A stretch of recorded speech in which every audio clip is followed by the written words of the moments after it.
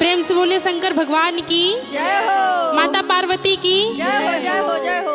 आई हम कुमकुम गुप्ता आज फटाफट के माध्यम से फिर एक बार शिव चर्चा गावे के मौका मिलल बा। आशा करतनी आप सबके हमार जितना भी भजन बाटे वो सब अच्छा लागत होई और इहो भजन के आप लोग ज़्यादा से ज़्यादा आशीर्वाद प्यार बनौले रखब सभे। और वही में कहे के बा हा गुरु जी के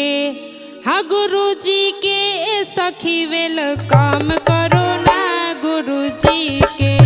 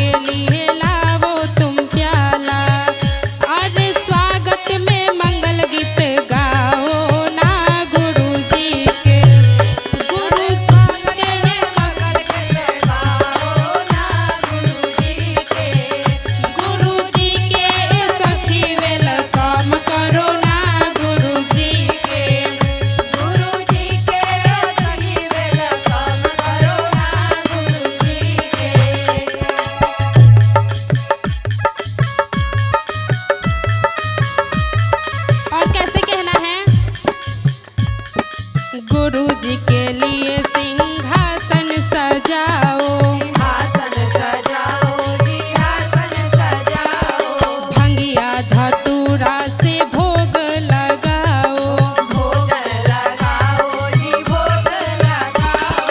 गुरु जी के लिए सिंहासन सजाओ, भंगिया धतूरा से भोग लगाओ। तीनों सूतों का ज्ञान तुम